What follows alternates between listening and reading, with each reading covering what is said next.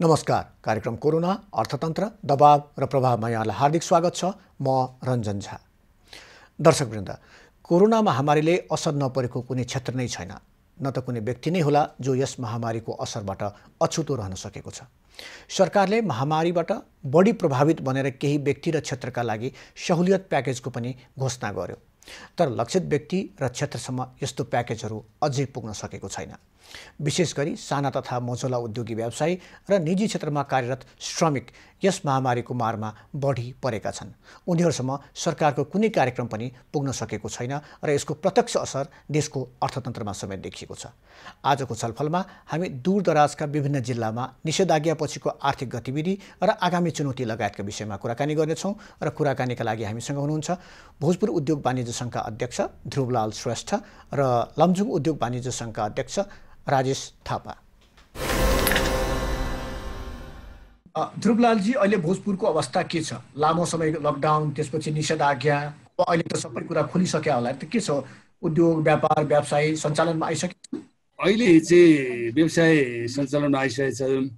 हामीले बिचमा चाहिँ अर्को यो भदौ के अरे 25 देखि असोज मसान्तसम्म बिचमा पुनः लकडाउन गऱ्यौँ। निकै नै प्रकोपहरू पढ्न थालेको महसुस गरेर हामीले एक हप्ताको लकडाउन गरिसकेपछि अहिले पुरै रूपमा क्रमशः बजारदेखि लिएर ब्युटी पार्लर, सैलुन, मासु पसलहरू सबै खुला गरिसकेका छौँ। अहिलेको अवस्था चाहिँ सामान्य जस्तै भइसकेको छ। बजारमा चहल पहल बढिसकेको हो, मान्छेहरू किन्न सामान खरिद गर्न आइरहेछन्।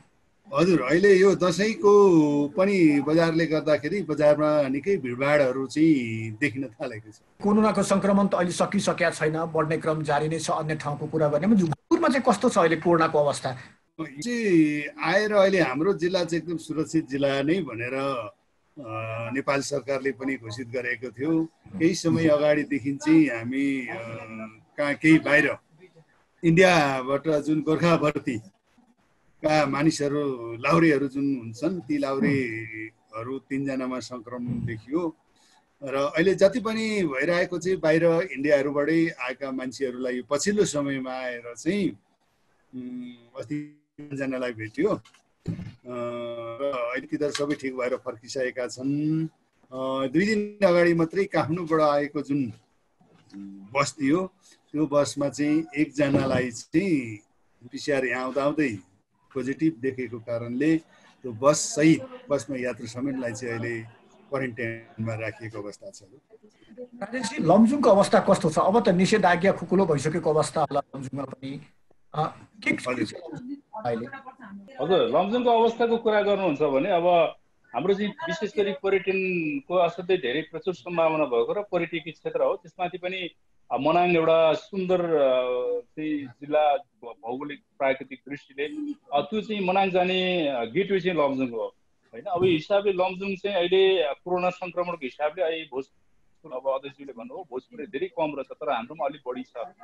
त्यो हिसाबले अहिले लमजुङको अवस्था भन्नुहुन्छ भने आजको दिनमा 379 जनामा चाहिँ कोरोना संक्रमण देखिएको छ, पुष्टि भएको छ। त्यो मध्ये 341 जना चाहिँ ठिक भएर कोरोनालाई जितेर घर फर्किसक्नु भएको छ भने 58 जना अहिले पनि आजको दिनमा अहिले चाहिँ आइसोलेसनमा हुनुहुन्छ। र हाम्रो यो बन्द लकडाउन सबै खोलिसकेपछि जनजीवन सामान्य छ भन्न त सकिँदैन। स्कुल विद्यालयहरू सबै बन्द छन्, कुनै खुलेका छैनन् होइन। अब त्यसमाथि हाम्रो बजारहरू चाहिँ पहाडी जिल्ला हो, गाउँ गाउँबाट मान्छेहरू आउनु पर्ने बजार छ र केही समय यतिदेखि चाहिँ सदरमुकामको बजार चाहिँ अलिकति चहलपहल बढेको छ। ब्याङ्क वित्तीय संस्थाहरू खुल्न थालेपछि अलिकति चहलपहल बढेको छ। तर हाम्रोमा यहाँ ब्याङ्क वित्तीय संस्थाहरूमा पनि अब कोरोना संक्रमण देखिएको छ। अहिले पनि आज एभरेस्ट ब्याङ्क बन्दै छ। एभरेस्ट ब्याङ्कका केही कर्मचारी साथीहरूमा चाहिँ कोरोना संक्रमण, एभरेस्ट ब्याङ्कले आफ्नो सेवा बन्द गरेको छ भने अब यातायातका साधनहरू चाहिँ त्यति राम्रोसँग चलिरहेको अवस्था छैन र गाउँतिरबाट मान्छेहरू झर्ने क्रम पनि एकदम पातलो छ। अहिले हाम्रो बजारमा चाहिँ गाउँ गाउँबाट मान्छेहरू झर्नु पर्ने हो, त्यो चाहिँ क्रम पातलो छ। त्यो कारणले अब सामान्य अवस्थामा फर्केको छ भनेर भन्न सक्ने अवस्था छैन। अब सामान्य अवस्थामा फर्कन त टाइम लाग्ला। ध्रुवलालजी, भोजपुरको कुरा गर्दाखेरि पछिल्लो समय तपाईँले भनिहाल्नुभयो भोजपुरमा त्यति संक्रमणका संक्रमितहरू त्यति देखिएनन्। र त्यस हिसाबले सुरक्षित पनि देखिएको छ। अब चाडबाडको समय पनि आइसकेको छ। बजार चहल पहल चाहिँ कतिको छ? मानिसहरू कतिको सामान खरिद गर्न आइरहेका छन्? व्यवसायीहरूलाई सामान ल्याउन कतिको गाह्रो अप्ठ्यारो के छ त्यहाँ? सामान ल्याउन कुनै गाह्रो छैन। यातायातको अहिले राम्रो पहुँच छ र अहिले आएर तपाईँको जुन यो जब गाडी जुन खुला नेपाल सरकारबाट गरेपछि र सामाजिक दूरी कायम गरेर जुन 50% भाडा बढाएर जुन गाडीहरूमा मान्छेहरू आवजावत जुन गरिरहेको छ, यसले गर्दाखेरि मान्छेहरू आवजावत पनि धेरै भइरहेछ र यहाँ व्यापार व्यवसाय पनि आज 3-4 दिन भयो निकै बजारमा भिडभाड, गाउँदेखि मान्छेहरू आउने भएको कारणले व्यवसाय सदाकै जस्तो चाहिँ हो कि भन्ने चाहिँ हामीले महसुस गरेका छौँ। भनेपछि चैत 11 भन्दा पहिलेको अवस्था जुन थियो त्यस्तै अवस्थामा फर्किसक्यो हो भोजपुर भन्दा हुन्छ? त्यही अवस्थामा चाहिँ फर्किएको छैन। त्यो अवस्था फर्किनलाई चाहिँ पुरै अब यो कोरोना नियन्त्रण नभइकन चाहिँ त्यो नहोला कि जस्तो हामीले सोचेका छौँ। अहिले ठ्याक्कै त्यसो व्यवसायहरूले भोगिरहेको समस्या चाहिँ के? अहिले यहाँकै हकमा व्यवसायहरूलाई त्यत्रो अप्ठ्यारो चाहिँ केही पनि छैन नै जस्तो छ। हामीलाई जुन अब जुन सहज जुन सरकारले बनाइदियो यातायात सबै, योभन्दा लकडाउन निषेधाज्ञाको बेला पनि हामी यहाँको उसमा चाहिँ खाद्यान्न, सागसब्जीहरू, दैनिक उपभोग्य सामानहरू र निर्माण सामग्रीहरूलाई कुनै रोकटोक भएन। तिनीहरूलाई जुन सरकारको मापदण्ड अनुसार निर्यात गर्न दिइयो, त्यसले गर्दा कुनै किसिमको त्यस्तो अप्ठ्यारो चाहिँ भोग्नु परेन। राजेशजी, लमजुङको कुरा गर्दाखेरि अब व्यापारिक मात्रै होइन, पर्यटकीय दृष्टिकोणले पनि यो जिल्ला धेरै महत्त्वपूर्ण जिल्ला हो। अघि पनि हामीले कुरा गऱ्यौँ मनाङ जाने लगायत लमजुङकै विभिन्न स्थानको कुरा गर्ने भने पर्यटकीय स्थलहरू थुप्रै छन् त्यहाँ।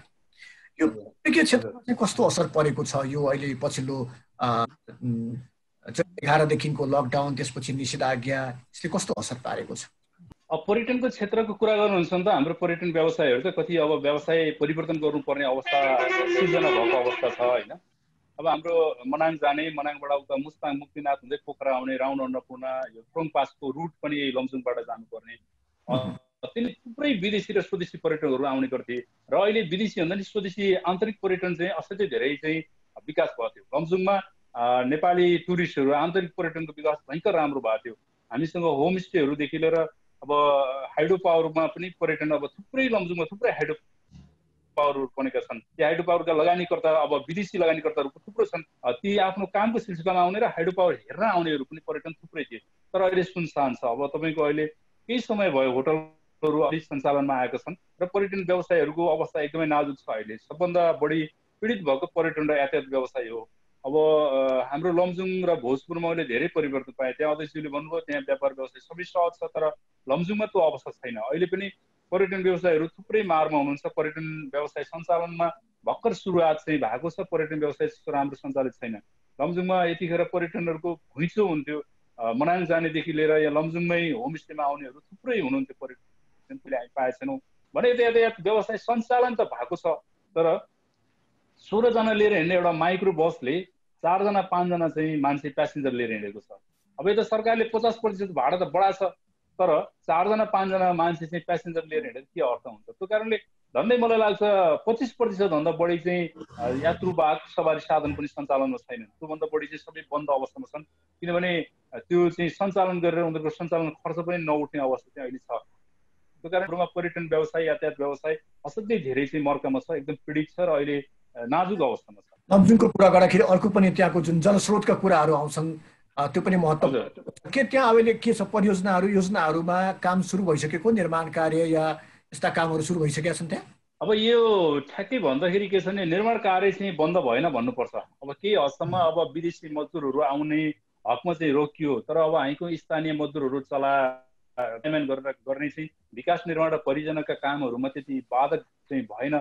मात्रै के हो भने बाहिरबाट आउनुपर्ने सामान, विदेशबाट आउनुपर्ने सामान चाहिँ आउन सकेन। विदेशबाट आउनुपर्ने मजदुरहरू, विदेशबाट आउनुपर्ने मान्छेहरू आउन सकेनन्, तर स्थानीय रूपमा उपलब्ध स्रोत र साधन र नेपालभित्रैबाट आउने निर्माण सामग्रीहरू चाहिँ रोकिएन, खाद्यान्न सामग्री रोकिएन। त्यो हिसाबले जलविद्युत परियोजनाहरू सञ्चालनमै छन्, विकास निर्माण काम पनि भइरहेका छन्, तर जुन गतिमा हुनुपर्ने त्यो फुल फेजमा त हुन सकेका छैन। यो त अवस्था त्यस्तो छ होइन, काम चाहिँ भइरहेको छ।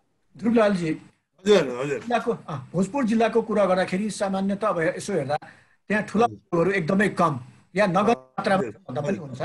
साना तथा मसला उद्योगहरू या व्यवसायीहरू त्यहाँ बढी छन्।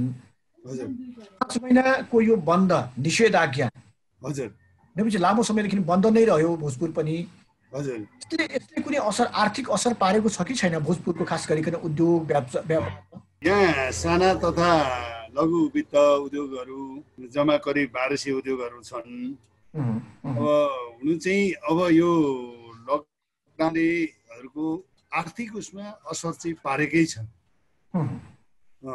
मानिससँग अब जुन एउटा मुद्रा चल अचलको उहरू चाहिँ धेरै नै यो असर पारेकै हामीले महसुस गर्यौँ। अब यहाँ अहिलेको सन्दर्भमा यी साना उद्योगहरू जुन यिनीहरू मारमै परेको छ। अनि ती व्यापारी र ती व्यवसायीहरूले आफ्नो व्यवसाय कसरी अगाडि बढाइरहेछन् अहिले जुन यो लकडाउनहरू खुलिसकेपछि उहाँहरूले जुन आफ्नो जुन त्यो उद्योगहरू चाहिँ भर्खर सुरुवात गर्न थाल्नु भएको छ। त्यसरी सुरु गर्न सक्ने अवस्था छ त अहिले? अब सबैलाई त छैन हजुर, अब सबैलाई चाहिँ छैन। कोही चाहिँ अब जिरै पनि भइरहेको अवस्थाहरू छन्। उहाँहरूलाई सुरुवात गर्दैछन्। जुन अब नेपाल सरकारबाट चाहिँ सहुलियतको जुन कर्जा ऋणहरू उपलब्ध गराउने भन्ने जुन नीति अनुसार कसैले फर्म भरिरहेछ, कसैले कुनबाट लोनहरू लिएर पनि सञ्चालन गर्दै आइरहेछ। त्यसरी ऋण लिँदाखेरि त कुनै गाह्रो त्यस्तो परेको छैन? त्यस्तो समस्या छैन। राजेशजी, हामी लमजुङको कुरा गर्दाखेरि लमजुङमा उद्योगहरूको चाहिँ अहिले अवस्था के छ? कतिको सञ्चालनमा आइसकेका छन्? पर्यटन बाहेकका उद्योगहरूको हामीले कुरो गऱ्यौँ भने या व्यापारको कुरो गर्ने भने? हजुर, अब हामीले पर्यटन र यातायातलाई छोड्यौँ भने, किनभने लमजुङमा यातायात व्यवसाय पनि थुप्रै हुनुहुन्छ। अहिले पनि हामी यहाँ बाटोमा, पार्किङमा, ग्यारेजमा थुप्रै बसहरू, थुप्रै चाहिँ प्यासेन्जर बोक्ने गाडीहरू चाहिँ थन्केर बसेको देख्छौँ। यसलाई र पर्यटनको कुरा छोड्यौँ भने हाम्रोमा पनि आफ्नै उत्पादनका उद्योगहरू एकदमै न्यून छन्। साना चाहिँ थोरै केही उद्योगहरू छन्, नभए सबै हामी ट्रेडिङ बिजनेस र वाणिज्यको काम गर्ने, हामी सबै आर्काको उत्पादनहरू बेच्ने हो। त्यो गर्दाखेरि पनि तपाईँको यो जब लकडाउन सुरुवात भयो, चैतबाट लकडाउन सुरुवात हुँदाखेरि केही व्यवसायहरू ठप्प ढोकै लगाएर बस्नु पर्ने बन्द अवस्थामा गए। यहाँ केही व्यवसायहरू औषधि सम्बन्धी चाहिँ व्यवसायहरू सञ्चालनमा रहे। केही खाद्यान्नका व्यवसायहरू जसको सवारी साधन थिए, आफ्ना सवारी मार्फत चाहिँ खाद्यान्न सामग्रीहरू ढुवानी गर्न सक्ने अवस्था थियो, तिनका केही व्यवसाय चले। नभए अरू प्रकारका सबै व्यवसायहरू र केही निर्माणका व्यवसायहरू चल्न रहे, अरू प्रकारका व्यवसायहरू सबै ठप्प रहे। अब यो ठप्प रहने क्रममा पनि के भयो भने स्टाफ खर्च, स्टाफको केही तलब हामीले दिनुपर्ने, ब्याङ्कमा चाहिँ ब्याज हामीले बुझाउनै पर्ने, होइन, व्यवसायहरूले बुझाउनै पर्ने, आफूले खानै पर्ने, चल्नै पर्यो। यो सबै कुरा गर्दाखेरि धन्दै चाहिँ अब तपाईँको 3 महिना त पुरै टोटल्ली लकडाउनकै अवस्था बन्यो। असारमा चाहिँ अब केही चाहिँ खुला अलिकति सहुलियत भएर फेरि बिचमा लकडाउन हुँदै अहिले चाहिँ खुलेको छ। अहिलेको अवस्थालाई हेर्नुहुन्छ भने धन्दै 30% भन्दा बढी व्यवसायहरू अहिले बन्द छन्, ती खुलेका छैनन्। र ती खुल्ने हुन् कि होइनन् त्यो पनि थाहा छैन। अब चाहिँ नयाँ परिस्थितिमा एकसरो चाहिँ आफ्नो खर्च चाहिँ रोकिएकै छैन, होइन, अपरेटिङ कस्ट चाहिँ चलि गइरहेको छ बन्दको अवस्थामा नि, तर आम्दानीको स्रोत केही छैन। ब्याङ्कमा ब्याज पनि बुझाउनै परेको छ, आम्दानी छैन तर खर्च चाहिँ भइरहेको छ। त्यो कारणले गर्दाखेरि अब ती उद्योगहरू, ती व्यवसायहरू, वाणिज्य सम्बन्धी व्यवसायहरू चाहिँ सञ्चालनमा आउँछन् कि आउँदैनन् यो नै शङ्काको कुरा छ। कति व्यवसायहरू त अब मेरो फर्म बन्द गर्नु पर्यो, पसल छोड्नु पर्यो, त्यसको निम्ति पर्छ, त्यो प्रक्रियामा आइसकेका छन्। हामीसँग उद्योग वाणिज्यसँग सरसल्लाह गर्नलाई हामी व्यवसाय बन्द गर्छौँ भन्न पनि आएको छन्।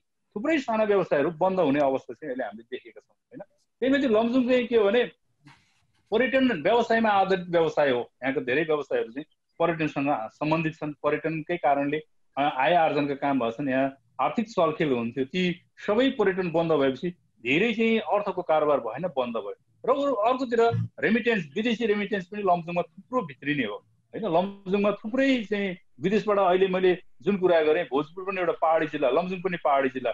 भोजपुरमा हाम्रो ध्रुव सरले, ध्रुव दाइले चाहिँ भन्नुभयो त्यहाँ सङ्क्रमण कम छ, तर हाम्रोमा लमजुङमा हत्तै बढ्यो। किन बढ्यो भने हाम्रोमा विदेशबाट थुप्रै मान्छेहरू लमजुङ फर्किनु भयो। विदेश जाने थुप्रै मान्छेहरू लमजुङ फर्किँदाखेरि जब उहाँहरू आउनुभयो, सबै धेरै चाहिँ अधिकांश सङ्क्रमित भएर आउनुभयो र उहाँहरू मार्फत चाहिँ हामी समुदायमा अन्य ठाउँमा चाहिँ सङ्क्रमण फैलियो। त्यो कारणले विदेशी रेमिटेन्स पनि हत्तै घटेको छ, एकदमै कम छ, र पर्यटनको आम्दानी पनि घटेको छ। त्यो कारणले हाम्रो व्यापार व्यवसायमा प्रत्यक्ष असर पारेको छ। र अहिले चाहिँ पर्यटन पनि आउने चाहिँ नभएको हुनाले यो पर्यटन हाम्रो चाहिँ आर्थिक चलखेल यो सबै कुरा व्यापार व्यवसायमा एकदमै गाह्रो छ र केही व्यवसायहरू त लगभग बन्द हुने निश्चित छ र अब नयाँ फेरि चाहिँ आफूलाई चाहिँ इस्टाब्लिस बनाएर आफूलाई फेरि व्यवसाय सञ्चालन गर्नको निम्ति फेरि ऋण निकाल्नु पर्ने अवस्था छ। त्यो कारणले व्यवसाय चाहिँ एकदम धराशायी भएको छ। तर भोजपुरमा हाम्रो ध्रुवलालजी जुन कि भोजपुर उद्योग वाणिज्य सङ्घको अध्यक्ष पनि हुनुहुन्छ, उहाँले भर्खरै भन्दै हुनुहुन्थ्यो राजेशजी, भोजपुर कि गाह्रो के पनि छैन, व्यवसायीहरूलाई पनि सजिलो भएको छ, सरकारले जुन राहतका प्याकेजहरू ल्याएको छन् त्यसले पनि व्यवसायीहरू लाभान्वित भएको छन्, यो गाह्रो भोजपुरमा सजिलो यो कसरी भयो राजेशजी? अब मैले त्यही त अब ध्रुव दाइले चाहिँ भन्नुभयो भोजपुरको बारेमा, त्यहाँ सहज छ व्यवसायहरूलाई, तर हाम्रोमा त्यस्तो छैन। अब मैले चाहिँ दाइले कसरी भन्नुभयो त्यहाँ होला, त्यहाँको अवस्था र हाम्रो अवस्था फरक पर्यो होला। त्यहाँ चाहिँ सङ्क्रमणको पनि भयो, हाम्रोमा सङ्क्रमण बढी छ र हाम्रोमा चाहिँ अब सबै ठप्प भएको अवस्था पनि हो। अहिले पनि अब त्यस्तो राम्रो चाहिँ अब पहिलाको जस्तो अवस्थामा सञ्चालन हुन सकेको छैन, यो अझै समय लाग्ला। मैले भने व्यवसाय तपाईँलाई एउटा उदाहरण मात्रै भन्छु। एकजना यातायात व्यवसायीले 5 महिनासम्म गाडी चाहिँ ग्यारेजमा थन्काएर राख्नुभयो, अब अहिले चाहिँ बस सञ्चालनमा चाहिँ ल्याउन खोज्नुभएको छ। त्यो 5 महिनासम्म उहाँको बसमा आएका टुटफुट यतात्यता सबै चाहिँ मेन्टेनेन्स गर्नुपर्ने भयो। त्यसको लागि पनि फेरि लगानी गर्नु पर्यो। एउटा बस चाहिँ फेरि सञ्चालन गर्नलाई कम्तीमा 1.5-2 लाख रुपियाँले उहाँले चाहिँ त्यो बसलाई मेन्टेनेन्स गर्नुपर्छ, सञ्चालन गर्नुपर्छ। त्यो 5 महिनाको अवधिसम्म के अरे बैंकको किस्ता र ब्याज बैंकले त छोडेको छैन, सहकारीहरूले छोडेका छैनन्, सबले चाहिँ फोन गरेका छन्, घर घरमा पुगेका छन् ब्याङ्क सहकारीहरूका चाहिँ कर्मचारीहरू होइन। हामीले ब्याङ्क कहीँबाट चाहिँ सहुलियत दिएको छैन। त्यो कारणले यो कति व्यवसायहरू यो फेरि चाहिँ लगानी गर्नुपर्ने बाध्यता छ। त्यो कारणले अब त्यसलाई पुनः सञ्चालन गर्न गाह्रो छ। सरकारको तर्फबाट राहत पायौँ भनेर खोइ कहाँनिर हामी साना पायौँ थाहा छैन मलाई। अब अलिकति पुनर्कर्जाका कुरा आएको छन्। पुनर्कर्जाको चाहिँ भर्खर ब्याङ्कहरूमा चाहिँ अलिअलि प्रोसेस चलेको छ। लमजुङमा पनि पुनर्कर्जाको लागि केही चाहिँ प्रोसेस चलेको छ, केही ब्याङ्कहरूले चालिदिनु भएको छ प्रोसेस।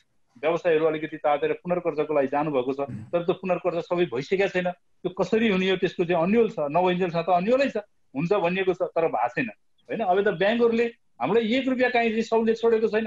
सबैले चाहिँ आफ्नो ब्याज लिइरहेका छन्। 2% चाहिँ यो बिचमा 1 महिना कति 2% चाहिँ ब्याज छोडेको थिए, त्योभन्दा छोडेको छैन। त्यो कारणले ब्याङ्कमा किस्ता पनि तिर्नुपर्ने, ब्याज पनि तिर्नुपर्ने, यता आफ्नो स्टाफ पनि पाल्नुपर्ने, अनि यो सबै किसिमले चाहिँ व्यवसायहरू पीडित छन्। लमजुङमा चाहिँ व्यवसायहरू खुसी छैनन् र कहीँबाट त्यस्तो पाएको छैनन्, पीडित छन्। बस भोजपुरमा तपाईँहरू बडो सबै कुरा एकदम सामान्य भइसकेको भन्नुभयो, यो कसरी हुन सक्यो त? यो त उदाहरणीय एउटा कुरो भयो, कसरी यो अगाडि बढिरहेको छ अहिले? होइन, अब करिब समस्या भने लमजुङको अध्यक्षज्यूले भन्नुभयो जस्तै अब जस्तै गाडी व्यवसाय भए, होटल व्यवसायहरू भए होइन, अब यिनीहरू भनेको त उहाँहरू ठुलो समस्या मारमै परेका छन्। पर्यटन व्यवसाय यी 3टा व्यवसायहरूलाई त ठुलो मार परेकै चाहिँ महसुस सबै छ। अब जस्तै लमजुङ अध्यक्षज्यूले भने जस्तो त गाडीमा त्यत्रो 5-5 महिना बस्दाखेरि ख्यानै लाग्यो, कति ट्रिटमेन्ट गर्नुपर्ने भयो, ती अवस्थाहरू त छ। त्यसको बावजुद पनि अहिले जुन 5 गते दिन खुला भइसकेपछि यातायात व्यवसायमा केही उत्साह चाहिँ बढ्यो। अब किनभनेदेखि प्लस 50% भाडा सरकारले थप प्लस गर्ने भइसकेपछि केही रात चाहिँ उहाँहरूलाई पनि अब हुने हो कि भन्ने चाहिँ हाम्रो एउटा सोचाइ भयो।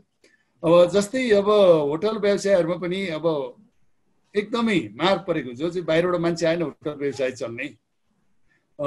लमजुङ अध्यक्षले भने जस्तो धेरै अब उद्योग व्यवसाय मारमा त नपरेको होइन, परेका छन् होइन। कतिलाई रोजरोटीकै कुराहरू छ, कति तलब भत्ता दिन नसकेर निकालेको अवस्थाहरू त यहाँ पनि छ। बैंकको किस्ता ब्याजहरू त छँदैछ समस्या भने अब जसरी पनि अब उहाँहरूले गर्नै पर्छ र गर्नै पर्छ भन्ने हामीले पनि सरसल्लाह दियौँ र उहाँहरूले अब क्रमशः यसरी नै गर्दै जाँदाखेरि चाहिँ ती समस्याबाट चाहिँ उहाँहरू पार पाउनुहुन्छ कि भन्ने हाम्रो भनाइ। यस्तो अवस्थामा जुन यो व्यवसाय मात्रै होइन, समग्र यो भनौँ न समाजलाई नै या मानवीय स्वास्थ्य, दुईटा समस्या अहिले मुख्यतः देखियो। एउटा मानवीय स्वास्थ्यको समस्या देखियो र अर्को अर्थतन्त्रको समस्या देखियो। यो दुईटै समस्या समाधानका लागि सरकारले गरेको जुन पहलहरू छ त्यो पहलहरू चाहिँ कसरी मूल्याङ्कन गर्नुभएको छ ध्रुवलालजी तपाईँले? अब हामीले भन्नुपर्दा अब हामी भनेका अब निजी क्षेत्र, जुन हामी निजी क्षेत्र सरकारलाई ठुलो सपोर्ट गर्ने निजी क्षेत्र हो। अब निजी क्षेत्र नै अहिले धराशायी बनेको अवस्था छ र हाम्रो महासङ्घले जुन सरकारले गरेका निर्णयहरू कुनै कुनै कुराहरूलाई उहाँहरूको डेलिगेसन हरेक कुराहरूले सरकारले पनि ती कुरालाई मनन गरेर केही कुरा रुचिएको पनि छ। अब त्यसलाई हामीले सरकारलाई पनि धन्यवादै दिनुपर्छ जस्तो लाग्छ मलाई।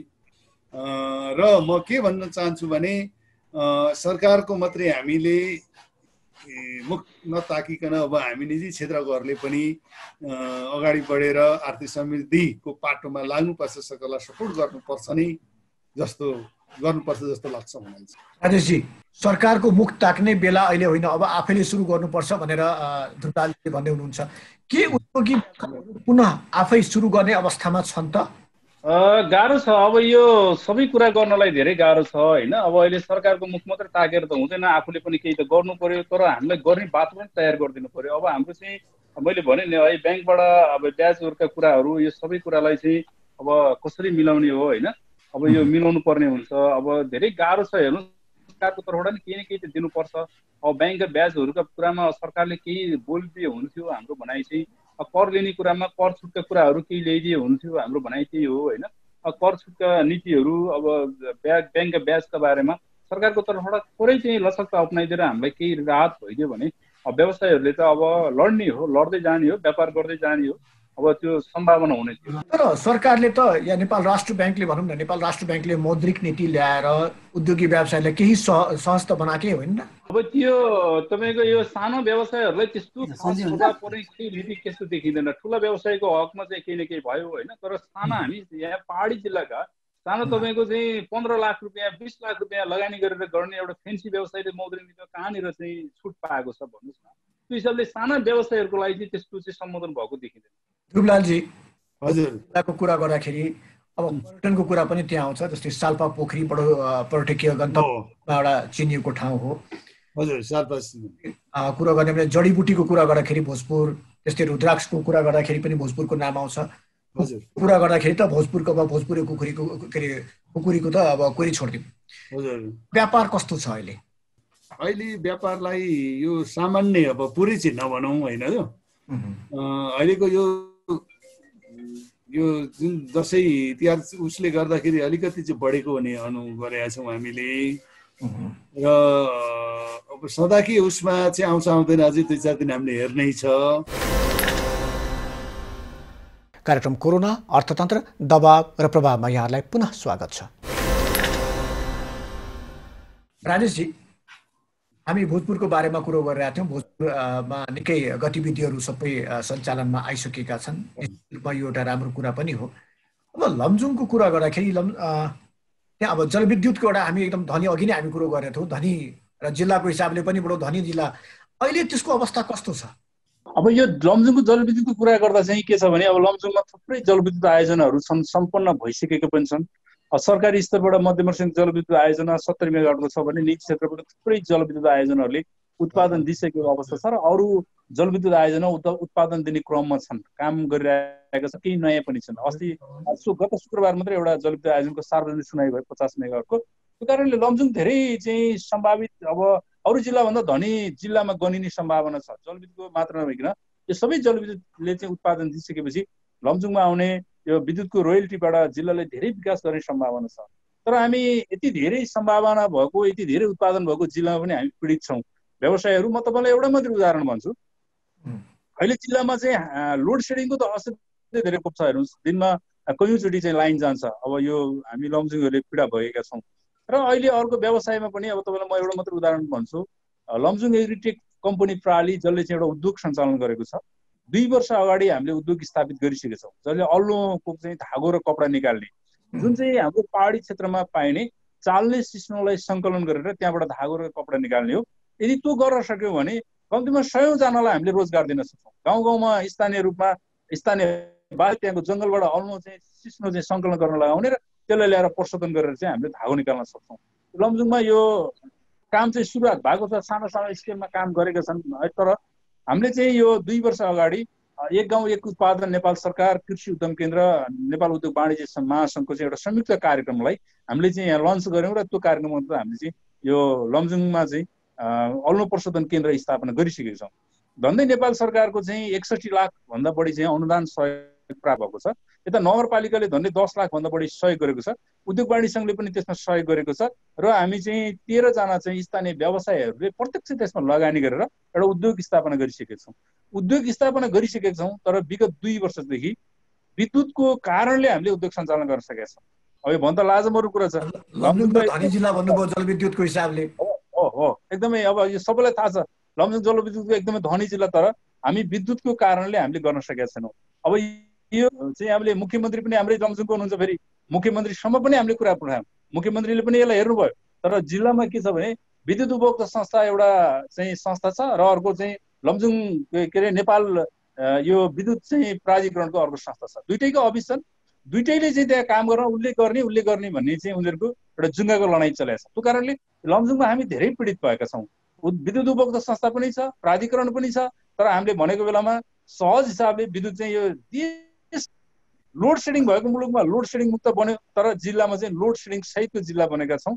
र हामी एउटा उद्योग यत्रो लगानी गरेर करोडौँ रुपियाँ चाहिँ लगानी गरेर स्थापना गरिएको नेपाल सरकारको अनुदान सहयोग समेत भएको चाहिँ उद्योगमा हामीले चाहिँ विद्युत चाहिँ लाइन चाहिँ एउटा ट्रान्सफर्मर जोड्न नसकेको कारणले उद्योग बन्द गर्न परेको छ, जसको कारणले सयौँ मान्छेको चाहिँ रोजीरोटी चाहिँ सम्भावनालाई हामीले नपाएको अवस्था छ भने हाम्रो लगानी त्यतिकै चाहिँ डुबिरहेको अवस्था छ। राजेशजी, यसको बारेमा त तपाईँले मुख्यमन्त्रीसँग पनि कुराकानी गर्नुभयो भनेर भन्नुभयो। के उहाँहरूको भनाइ चाहिँ के छ? संस्थाहरूको बिचको झगडा चाहिँ के, विवाद चाहिँ के को लागि? किनकि उनीहरूको बिचको विवादले गर्दा उद्योग त बन्द हुनु भएन नि त। अब यो हामी मुख्यमन्त्रीज्यू कहाँ गयौँ, यो प्राधिकरणलाई चाहिँ एउटा इस्टिमेट गर्नुलाई, यो प्राधिकरणले त्यहाँको इस्टिमेट पनि गरिदियो। त्यो इस्टिमेट सहित गएर चाहिँ मुख्यमन्त्रीले जो दियौँ, उहाँले त्यो चाहिँ यो उद्योग सञ्चालन गर्नु पर्यो, सरकारको लगानी पनि छ भनेर उहाँले तोक आदेश पनि लगाइदिनु भयो। कर्मचारीले काम हुन्छ भन्नुहुँदै कर्मचारीले काम गर्दैनन्। विद्युत उपभोक्ता समितिमा कुरा गर्यो, उता प्राधिकरणले गर्ने हो काम हुन्छ, प्राधिकरणलाई गर्यो, विद्युत उपभोक्ता समितिले जिम्मा देखाएँ उहाँहरूले गर्ने हो भन्नुहुन्छ होइन। उहाँहरूको बिचको लडाइँ हामी बुझ्न सकेका छैनौँ। अब यो सबैलाई चाहिँ अब हाम्रो जिल्लाका नेतादेखि लिएर मुख्यमन्त्री लगायतदेखि लिएर सबैलाई प्रश्न थाहा छ। यहाँ विद्युत उपभोक्ता संस्था र प्राधिकरणको लडाइँ छ, यो के लागि लडाइँ छ भन्ने कुरो पनि उहाँले सार्वजनिक सबै कुरा बुझ्नु भएको छ। बुझ्दा पनि न विद्युत उपभोक्ता समितिले चाहिँ काम राम्रोसँग गर्छ, प्राधिकरणले चाहिँ काम गर्छ। यो असाध्यै धेरै मारमा चाहिँ लमजुङको जनता मारमा छौँ र व्यवसायहरू असाध्यै धेरै मारमा छौँ। हाम्रा भएका साना उद्योगका मोटरहरू जुन चाहिँ के अरे बिहान बेलुका यो समयमा चल्दैनन्, हाफ लाइन त्यस्तै छ।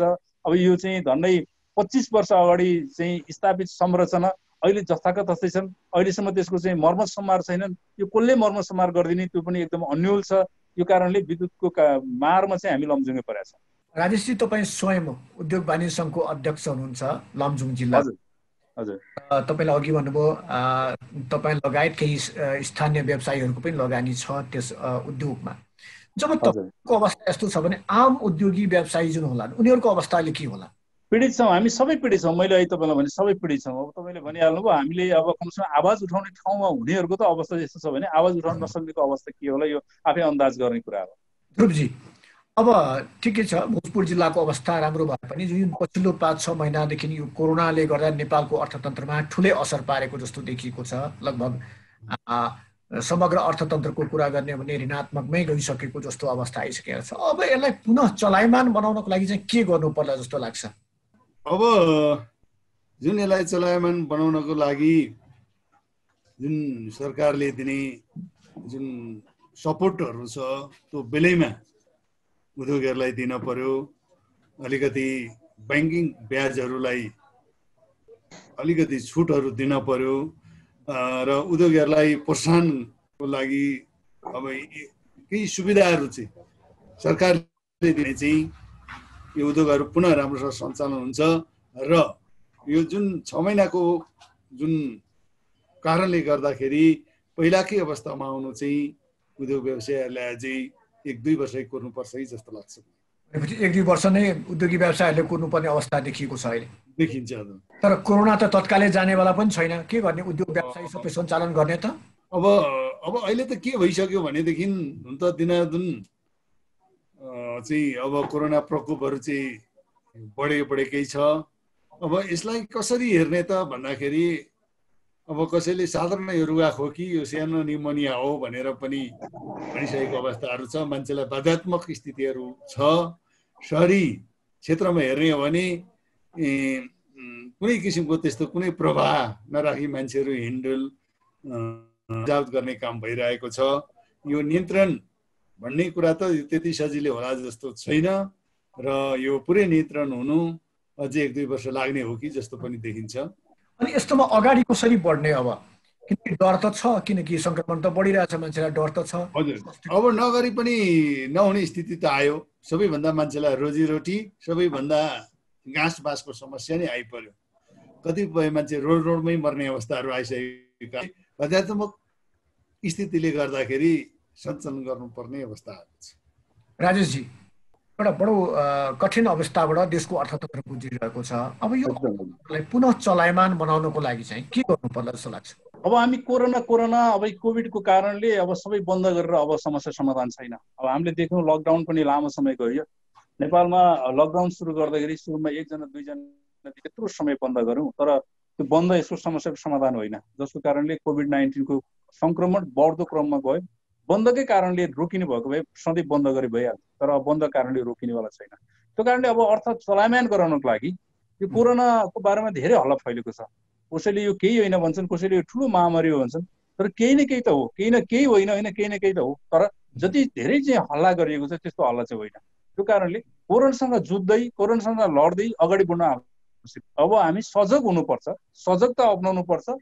यदि हामीलाई चाहिँ काम छैन भने बजारमा हामी लखर हिँड्ने बानीको अन्त्य गर्नुपर्छ र यसलाई चाहिँ सजगता अपनाउँदै हाम्रो व्यापार व्यवसायहरू खुला गर्नुपर्छ। अब व्यापार व्यवसाय सधैँ बन्द गराएर यसको समस्या समाधान हुँदैन। अब हामी यसलाई फेरि चाहिँ कोरोनाकै नाउँमा, कोभिडकै नाउँमा व्यापार व्यवसाय बन्द गराएर अगाडि बढ्यौँ भने हाम्रो अर्थतन्त्र सबै डामाडोल हुने अवस्था छ। अहिले तपाईँको कोभिड-19 को कारणले भन्दा आत्महत्या गर्ने, सुसाइड गर्नेहरूको चाहिँ सङ्ख्या बढी छ। मृत्यु दर हेर्ने भने यो किन भन्दा यो धेरै व्यापार व्यवसायहरू चाहिँ आत्महत्यामा गए।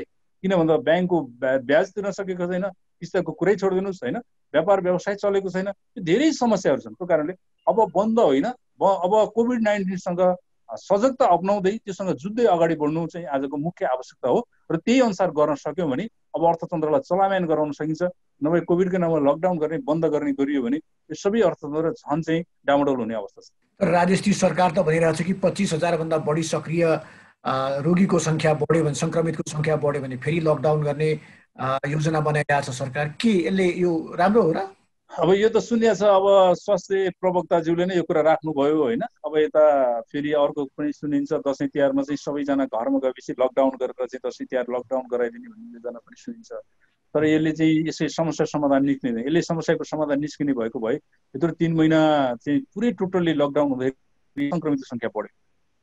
यो सम्भावना छैन। यो बन्द लकडाउन गर्नु चाहिँ यसले समस्या समाधान निस्किँदैन। त्यो कारणले अब चाहिँ यो बन्द होइन कि अब कोरोनासँग, कोभिड-19सँग चाहिँ हामी सजगता अपनाउँदै, सबैले सजगता अपनाउनु पर्छ, चेतनाका कार्यक्रम ल्याउनु पर्छ, सबैलाई सचेत बनाउँदै अगाडि बढ्नु चाहिँ विकल्प छैन। यो सम्भव छ जस्तै कोरोनासँगै हामी अब अगाडि बढौँ, जस्तो अघि भन्नुभयो कोरोना पनि छ, त्यसको लागि हामी सचेत पनि बन्ने र आफ्नो व्यापार व्यवसाय सञ्चालन पनि गर्ने, उद्योग सञ्चालन पनि गर्ने, यो सम्भव छ खास गरिकन हाम्रो समाजमा? होइन, सचेतै त मैले भने समाजमा सचेतनाको कार्यक्रम ल्याउनुपर्छ, सचेत बनाइदिनुपर्छ समाजलाई। हामीले के गर्न हुने, के गर्न नहुने, हामी कस्तो ठाउँमा जान हुने, कस्तो ठाउँमा जान नहुने, भिडभाड कतिसम्म गर्न हुने हो, कति गर्न नहुने हो, हामी चाहिँ शङ्कास्पद व्यक्तिहरूलाई कसरी चाहिँ हेर्न पर्ने हो। अहिले कोरोना सङ्क्रमित भन्ने बित्तिकै समाजले हेर्ने दृष्टिकोण हेर्नुहोस्, यति धेरै हेला गरिएको छ, यति अपराधी जस्तो चाहिँ सोचिएको छ। यो सबै सचेतनाको आवश्यक छ। मुख्य कुरो त सचेतना बिना चाहिँ केही पनि हुँदैन र कोरोनाकै नाउँमा बन्द गरेर बस्न सक्ने अवस्था पनि छैन। त्यो त अब अनिवार्य रूपमा हामी चाहिँ कोरोनासँग लड्दै अगाडि बढ्नुको विकल्प त देखिन्छ। ध्रुवजी, अब अहिलेको अवस्थामा उद्योगी व्यवसायीहरूले सरकारसँग के अपेक्षा राखेका छन्? सरकारले अहिलेको अवस्थामा यो गरिदिएको भए चाहिँ राम्रो हुन्थ्यो, उद्योगी व्यवसायको लागि पनि राम्रो हुन्थ्यो, अर्थतन्त्र पनि राम्रो हुन्थ्यो। अहिले उद्योगी व्यवसायहरूले जुन लकडाउनको समयभित्रको जुन ब्याङ्क ब्याजहरू छ, त्यो ब्याङ्क ब्याज चाहिँ भरिसक महिना गर्दै हुन्थ्यो भन्ने, भरसक मात्रै भरिसक गर्दै हुन्थ्यो। यदि गर्नै पुरै गर्न सक्दैन भने त्यसलाई थोरै पर्सेन्ट मात्रै लिने गरी गर्दै हुन्थ्यो भन्ने आम उद्योग व्यवसायको माग छ। लमजुङ अध्यक्षज्यूले भने जस्तै कतिपय उद्योग व्यवसाय आत्महत्या गरिसकेको पनि कुराहरू छन्। अब जस्तै लकडाउन फेरि गर्ने भन्ने कुरा मैले हिजो मात्र थिएँ, स्वास्थ्य प्रधानमन्त्रीले चाहिँ अब लकडाउन हुनेवाला छैन भनेर उहाँको एउटा ऊ पनि हेरियो। अब लकडाउन मात्रै देशको समस्या होइन, जस्तै युरोप कन्ट्रीतिरको चाहिँ हेरिसक्यो, हजुर लकडाउन खुला भइसक्यो, तर लम्जे माताज्यूले भने जस्तो जस्तै सचेतना कार्यक्रमहरू हुनु पर्यो। जस्तो क्याम्पस विद्यालयहरू खुलिसक्यो होइन, यातायातै खुलिसक्यो भने अब लकडाउनको अर्थ के हो त? तर सबैभन्दा ठुलो कुरा चाहिँ सचेतना कार्यक्रम चाहिँ सरकारले चाहिँ अगाडि बढाएर सचेतना कार्यक्रमहरूलाई चाहिँ अलिकति अगाडि बढायो भने अलिक सचेत रहन्थ्यो कि मानिस। अब नेपालको परिप्रेक्ष्यमा भन्दाखेरि 2-3 किसिमको हुन्छ र ठुला उद्योगीहरूको हामी कुरा एक ठाउँमा हुन्छ, त्यसपछि साना र मझौला उद्योगी व्यवसायीहरूको एक ठाउँमा। ठुला उद्योगीको लागि चाहिँ सरकारले के गरिदिनु पर्ने र साना र मझौला उद्योगीको लागि चाहिँ सरकारले के गरिदिनु पर्ने अहिलेको अवस्थामा? किनकि आम व्यवसायीको भनाइ के छ भने अब हामीसँग अगाडि बढ्ने पुँजी हामीसँग छैन। अब अहिले हेर्नुहुन्छ भने हामीले त अब सरकारको तर्फबाट सरकारसँग नि धेरै ठुलो अपेक्षा गर्ने ठाउँ छैन होइन। सरकार पनि अब हाम्रो चाहिँ अब ऋणात्मक गइसक्यो भनेर चाहिँ सरकारको आर्थिक प्रतिवेदन हामी हेरिरहेका छौँ। अब ठुला व्यवसायहरूलाई अब के गर्नुपर्ने भन्दा पनि अब केही ठुला व्यवसायहरूले त अब हामीले देखिरह्यो लकडाउनलाई चाहिँ सही एकदमै प्रयोग जुन किसिमले प्रयोग गर्नुपर्थ्यो त्योभन्दा अत्यधिक मात्रामा बढी चाहिँ प्रयोग गरेर रातारात मालामाल के गर्नुभयो अब त्यो हामीले अलिअलि बुझ्यौँ, हेऱ्यौँ, देख्यौँ पनि होइन। ठुला व्यवसायको हकमा सरकारले अलिकति उहाँहरूको विदेशबाट जुन खरिद बिक्रीका कुराहरू छन् त्यसलाई अलिकति सहज बनाइदिनु त त्यसमा चाहिँ उहाँहरू लाग्नु भएको छ। उहाँहरूको काम हुन्छ, नहुने भनेको हामीले साना व्यवसायीहरूको मात्रै हो। अब साना व्यवसायी पहाडी जिल्लाका जो हामी जस्तो जिल्लाहरूमा बसेर सामान खरिद गर्ने र अर्काको उत्पादन ल्याएर बेच्ने चाहिँ हाम्रो काम हुन्छ। हामीलाई चाहिँ अब त्यही अरू के भन्दा पनि अब करका कुरामा अलिकति सहज बनाइदिनु पर्यो। करका कुरामा सहज बनाइदिनु पर्यो। हामीलाई चाहिँ ब्याङ्कबाट लिने ऋणका बारेमा ऋण लिनको लागि सहज बनाइदिनु पर्यो। ब्याज दरमा चाहिँ केही छुट गराइदिनु पर्यो। हाम्रो भनाइ चाहिँ त्यही हो। अरू त काम गर्ने कुरो त हामी आफूले गर्ने हो। सरकारसँग समझदारीमा साझेदारीमा काम गर्ने हो। सरकारले पनि हामीलाई चाहिँ एउटा साझेदारको रूपमा हेरिदिनु पर्यो। हामीलाई मात्रै कर उठाउने र ब्याङ्कबाट चाहिँ ऋण दिने र ब्याज लिने मात्रैको रूपमा हेरिदिनु भयो भने त्यही मात्रै हो। यो त भयो उद्योगी व्यवसायको कुरा। एउटा सर्वसाधारणको कुरा गर्दाखेरि किनकि अघि हामीले कुरो गऱ्यौँ बजार खुले पनि त्यहाँ चाहिँ किनमेल गर्नेको घुइँचो देखिँदैन भनेपछि आम मान्छेको जुन क्रय क्षमता कमजोर भइसकेको छ अहिले, त्यो क्रय क्षमतालाई बढाउनको लागि चाहिँ के गर्नु पर्ला? अब यो हेर्नुहोस्, अब मैले हाम्रो जिल्लाको कुरा गर्ने हो भने त हाम्रो जिल्लामा अब पर्यटन व्यवसायलाई फेरि फर्काउन सकिएन भने अनि विदेशी रेमिटेन्सलाई फर्काउन सकिएन भने धेरै गाह्रो अवस्था छ। हाम्रोमा धेरै विदेशी रेमिटेन्स धेरै भित्रिन्छ र पर्यटन व्यवसायमा चाहिँ जिल्ला आधारित छ। त्यो कारणले पर्यटन व्यवसायले तपाईँको गाउँ गाउँमा यति धेरै हाम्रोमा होमस्टे छन्, यति धेरै होमस्टेहरू सञ्चालित छन् र गाउँ गाउँमा मान्छे होमस्टे यहीँ व्यापार व्यवसाय गरेर थुप्रै चाहिँ राम्रै चाहिँ कमाइ गर्नु भएको छ। उहाँहरूको क्रयशक्ति घटेको छ। अहिले फेरि पर्यटन व्यवसायलाई फर्काउन आवश्यक छ। यो पर्यटन व्यवसायलाई फर्काउनको निम्ति यो स्वास्थ्य सम्बन्धी के चाहिँ हामीले चाहिँ प्रयोग गर्नुपर्छ होइन, के उपकरण प्रयोग गर्नुपर्छ यो सम्बन्धी सचेतना दिँदै उहाँहरूलाई स्वास्थ्यका चाहिँ सम्पूर्ण उपकरणहरूको प्रयोग गर्दै फेरि पर्यटन व्यवसायलाई फर्काउन आवश्यक छ। यदि लमजुङमा त्यसो गर्न सकियो भने हाम्रो लमजुङको चाहिँ क्रय शक्तिको चाहिँ विकास गर्न सकिन्छ। अब यही हो हाम्रो कुरा चाहिँ। जनसङ्ख्याको हिसाबले कुरा गर्दाखेरि लमजुङमा कति जति जनसङ्ख्या होला जुन कि पर्यटनसँगै सम्बन्धित होला या त्यसमाथि नै आश्रित भएका होला? अब तपाईँको अहिले लमजुङमा ठ्याक्कै भन्नु पर्दाखेरि झन्डै 20वटा भन्दै बढी त हामीसँग होमस्टे नै छ। लमजुङमा 20वटा भन्दा बढी होमस्टे नै छन्। दर्ता भएर आधिकारिक रूपमा सञ्चालित भएको होमस्टे नै 20वटा भन्दा बढी छन्। अब होटलहरू तपाईँको लमजुङ छिरेपछि हामीले चाहिँ मनाङ पुगिन्जेलसम्म राम्रै होटलहरू चाहिँ देख्न सक्छौँ। थुप्रै होटलहरू पनि छन् मनाङ जाने बाटोमादेखि लिएर त यता पर्यटनसँग सम्बन्धित यातायात व्यवसायहरू पनि थुप्रै छन्। अहिले तपाईँको मनाङ जाने साना गाडीहरू भए, यता काठमाडौँ पोखराबाट चल्ने चाहिँ लमजुङ चल्ने बसहरू, ठुला बसहरू, माइक्रो बसहरू, पर्यटन सम्बन्धी थुप्रै बसहरू पनि छन्। त्यो कारणले थुप्रै छन् हाम्रोमा चाहिँ यो यातायात पर्यटनसँग जोडिएको यातायात व्यवसाय, होटल व्यवसायहरू, होमस्टे लगायतका सबै चाहिँ सङ्ख्या त धेरै नै हुन्छ। निश्चित रूपमा सरकारले लमजुङ जिल्लाको पर्यटनलाई ध्यान दिनुपर्ने देखिएको छ किनकि ठुलो जनसङ्ख्या त्यहाँ पर्यटनमा आधारित छन्। समय र संवादका लागि यहाँलाई धन्यवाद। हस्, धन्यवाद। मौका दिनुभयो, आफ्नो कुरा राख्ने मौका दिनुभयो तपाईँलाई पनि र एबी न्युज टेलिभिजनलाई धन्यवाद। आजको छलफलमा हामीसँग हुनुहुन्थ्यो भोजपुर उद्योग वाणिज्य सङ्घका अध्यक्ष ध्रुवलाल श्रेष्ठ र लमजुङ उद्योग वाणिज्य सङ्घका अध्यक्ष राजेश थापा। हामी विभिन्न जिल्लामा निषेधाज्ञा पछिको आर्थिक गतिविधिका विषयमा कुराकानी गरिरहेका थियौँ। हस्त कार्यक्रम कोरोना, अर्थतन्त्र, दबाव र प्रभाव आजलाई यति नै। खबरभित्रको खबरका लागि हेर्दै रहनुहोला एभेन्यूज खबर।